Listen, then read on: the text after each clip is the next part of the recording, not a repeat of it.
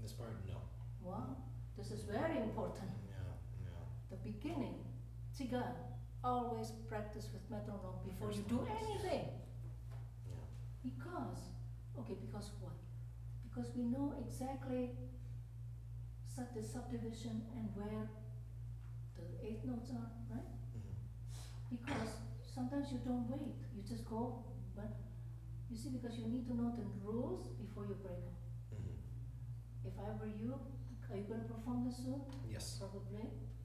So, you know, I'm not going to say exactly where, but it is not consistent. Okay. Oh, yeah, here. If you listen to Heifetz, have you listened to him? Yes. Well, if you really listen, put the metronome on. He will be absolutely, even though he takes freedom, he will be on the next bar correctly. But yours, sometimes it's short. Okay. Because you took freedom too much. Means you don't wait here, you don't wait here. How many beats is that? Only two. Two and Only two, but you even went 1.5. So, this is all I'm saying. Play with metronome. Okay. The beginning. I know you do it down bow, up bow. It has to do with the fact that it is, you know, a gypsy. Mm-hmm. However, it still has to be ta-da.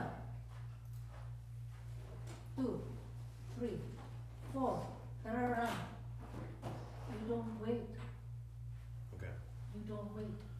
So if you really listen to Heifetz recording, you will hear him. You can say, because you know, we don't pay attention to the long notes that he does. You're just waiting, okay, what's he going to do next? What's he going to do next? Hey, you got to count. He's counting.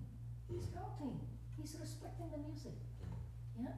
Ta-da, 2, 3. Oh, you didn't even wait. Ta-da, yada. Well, the poor guys wrote a half a note there. Mm-hmm. At least elongate it or shorten it. Okay, I haven't played that in.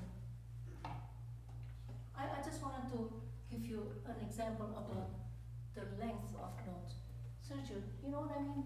Heifetz always stressed, especially the Tzigane, to start practicing with metronome. Only to give the player an idea that the half note is a half note, not it's two beats. So if we want to shorten it, we have to slow down somewhere so that it comes out exactly right on the next part. So 1, 2, 3, right? 2, 3. And this have to be 2, 3, 4, 1, 2, 3. So if you want to elongate, you want to be free, but you have to do something here so that it comes out exactly on the right beat. And then here too. So, do you want to try it? It's easy. Alright. Oh, that's the other thing that is not good. Is to start before you start. We don't need that. Many of us, we do that, but Heifetz would just right away with it. Do you have to do that before you start? It already makes a noise that is not musical, so you don't want to do that. Just play.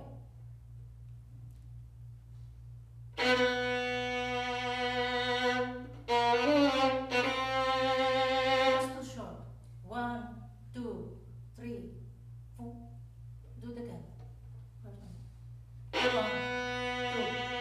3, 4. 1, 2, 3. That's very good. Okay, you got it. Wonderful. Do you understand, everybody? Who's going to play Tzigane? Now, we go on. Here. Da, da, yeah. So do it for now. Do it according to metronome. Okay. Thank you. You played beautifully. Thank you. So we're going to go one for now because we need to be free, of course. But here are 6 notes and here are 4 notes. So in order for you to have a concept of freedom, you need to know that there are 4 notes followed by 6 notes. So you cannot go the opposite. You cannot play da da da da da da da da da. It doesn't make sense. You have to, but be free. So for Okay. now, do it exactly in tempo. 1, Okay. 2, 3, da da da. 4, 1. 1, 2.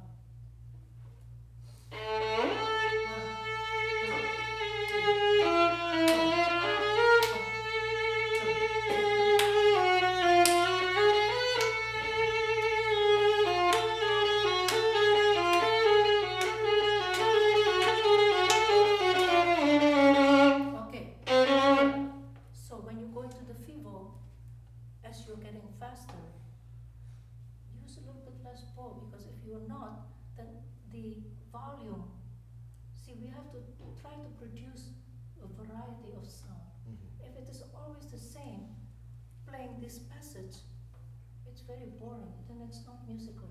Mm-hmm. So when you play these da da da da da, sometimes you do it in the middle of the bow, sometimes you do it here, in order to produce a different kind of, and make a different kind of dynamic, not all strong. So try to start a little bit less here, Okay. so from here, and use a rubato. Okay. But count that long A has to be at least 1, 2, thumb, and then you do whatever you want. Okay.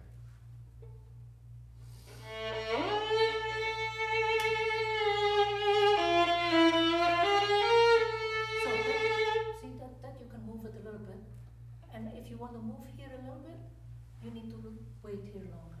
Okay. So that is what we call rubato. You want to move this part, da da da da da da da da da, but in order to come out evenly, exactly in 4 beats, you have to wait a little bit longer on the A. Okay. Does that make sense? Yes. So that's how we do rubato. Same thing here. Okay, do that. You do it.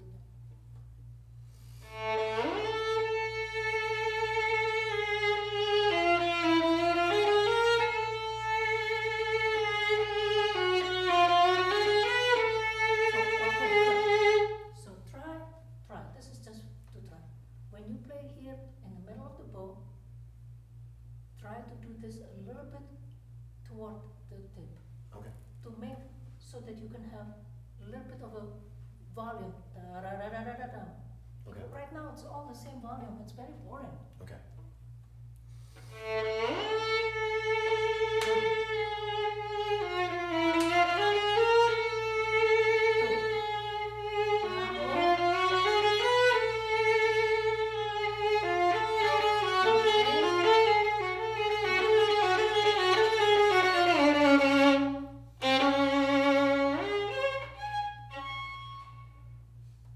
Okay, you can go faster here. Faster. Don't Okay. don't you think you could? Mm-hmm. Right? So try it again and start da dee dee dee dee dee dee da da da da da da da. Okay. A little bit fast. And make a crescendo. Shape. Okay. Everything has to be shaped. No, that is not shaping. It's just you're just playing the notes. So start from the middle of the bow, da da here, so that you have a nice swoop. Okay. No, you have to go all the way to the tip. So start from the middle of the bow. Middle of the bow. No, that's not middle. That's not middle. Right. Now go to the tip, and then you make a swoop. Okay.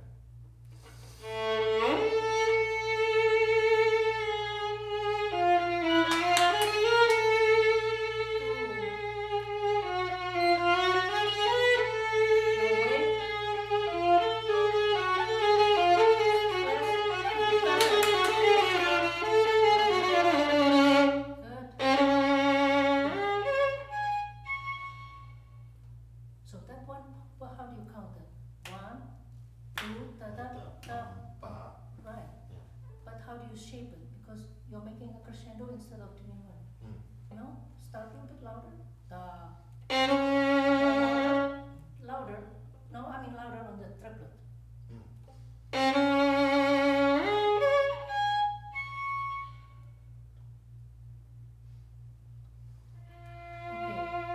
Can you try with the 4th finger, just to please me? Okay, to please Heifetz. You can still slide. You can still slide. Okay. Go to the 2 and then go up. See what is a amazing thing, this repeated note, you can start with the fourth, first you can start with the third, and then you can start with the fourth. You have so many possibilities because you have another finger. Oh my God. Mm-hmm. Huh? No? So you can start with it. Okay, you want to go here then? Alright. Now I'm going to use the fourth finger. You see how many possibilities we have more instead of just being stuck on the third finger? Right. Yeah, right. Is that almost time? Oh, I think we're almost running out of time. Finish this thing and then.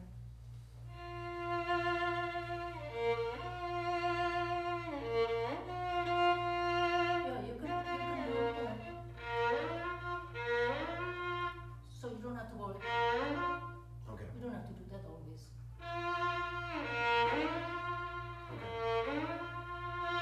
Okay. It's a, you know.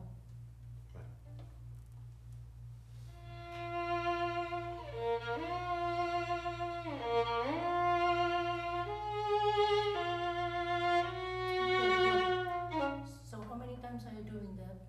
Look, I'm going to say something in general. I think we're done with it.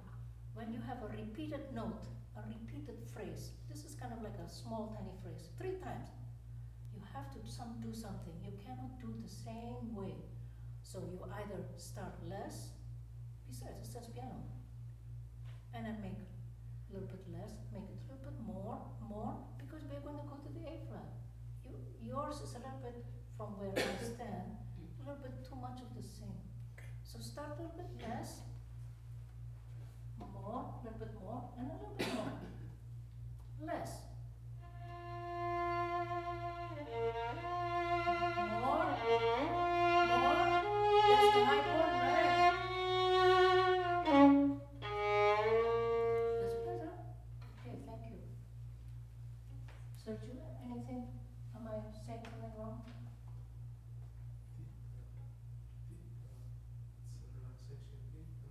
Mm-hmm.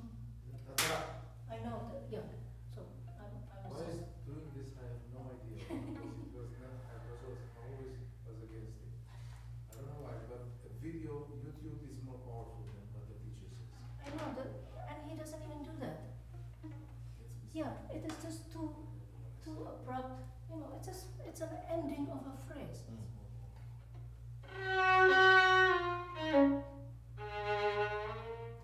Not, I don't know what you were doing. I was kind of shocked. It's like somebody I giving you was a shocked too. Yeah. It shocks me.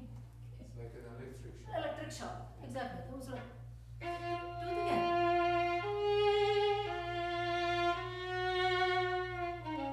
No, it has to have a direction, of course, but anyway, the point is that A flat is the high point of that whole phrase. You just have to feel it. You know, that's the thing. You have to feel it. If you cannot feel it, you know, as Mr. Heifetz, this is another joke. So Ravel, you know Ravel, came to Mr. Heifetz's house because Heifetz was going to play something by Ravel. And Heifetz did something different. He did a little bit modification in certain passages. I don't remember what he was playing. Maybe even the Tzigane. Maybe. Most likely. Oh yeah, because he made a cut. Did you know about the cut? The Heifetz cut? Heifetz made a cut on the Tzigane. But I can show it to you. Maybe he doesn't want to do the cut. Cut means, you know, jumping from here to here. Anyway, I think he made that cut. So Ravel said, you know, I'm going to go to your performance. But I think when you play this piece, I'm going to walk out. And you know, guess what? You're going to get a bad review because I walked out. Everybody saw me walking out. And you know what Mr. Heifetz said? Mr. Ravel, you see, you wrote it, but I have to sell it. It is me who's going to have to sell your piece. No comment. So Ravel did come. And he did not walk out. He was just joking. But, and you know, you heard him, the same thing with when he went to Israel and wanted to perform the Richard Strauss Sonata, and cultural ministry sent a nice letter and saying, Mr. Heifetz, with due all respect, please, can you remove that piece from your program? Because we just don't want you to play the Richard Strauss sonata. With whatever reasons, you know, Valeria? Right, of course. And so you know what Mr. Heifetz said, written? It's in the Library of Congress, you can see it all. With due all respect, Minister, you do your job and I do mine. And he did it. It was packed, the house was full. Now, however, there are some crazy people outside who waited for Heifetz to come back to his hotel and whacked his arm so badly he had to cancel the next day concert because it was really Oh, damaged. I never heard that story. Oh, God. And until the day he died, there's a bad scar here. It's almost like the skin came off. They used a crowbar. You know what a crowbar is? That is a heavy duty, you know. You never heard that, Valeria? You heard it, Yeah. yeah. But he was whacked by a crazy guy. So he played it the night before with great success. We should play that one day, Sergio. Interesting enough, we played it last time with Valeria Oh, here. oh, wow, oh. You are playing it next, it's your next project, play the Strauss. I played the Strauss because I heard Heifetz play it, so. Yeah, you know about that, right? Yes. Any questions, my dear? So, Thank you so much. Are you playing the competition today? Tomorrow. Tomorrow? there's a competition here? Yes. Wow. Would you remember 3 teachers telling you different things on the same note before the competition? Oh, God, You had one class yesterday, I'm sorry. one with me before, and one today, and then tomorrow you have to play. So you have to do it like the story with Ravel. I Yes. have to You sell. have to Yeah. take what's good for you I and have do to sell. it your way. Yeah, that's, Right. Okay, very good. thank you so much. Don't forget the accents in the end. I will, I won't forget. Before you go, there's still many violinists here who would like to hear, and it relates also to you because you knew also Abraham Stern, great violinist. I was in a room when Abraham Stern came to visit Mr. Colborne at his Oh, you home. were there. And I was having dinner with Mr. Colburn and Isaac Stern. Right. So Abraham Stern came, and there is a large room in Mr. Colburn's residence. It's a huge music room. I He came with a student, I think she was from China, to play Chausson playing. But it just showed me the friendship that was between, That's right. he pronounced Abraham Stern and Isaac Stern Stern. because he Americanized his name. They knew each other very well, and they respected each other very much. I could see the friendship there. But here you have 2 pianists who are connected to some of the greatest violinists. Maybe you can share something with the students about the magic of the sound production and what do you think made Jascha Heifetz stand out in terms of You want to sit down? because there were so many great violinists around, but when he touched the violin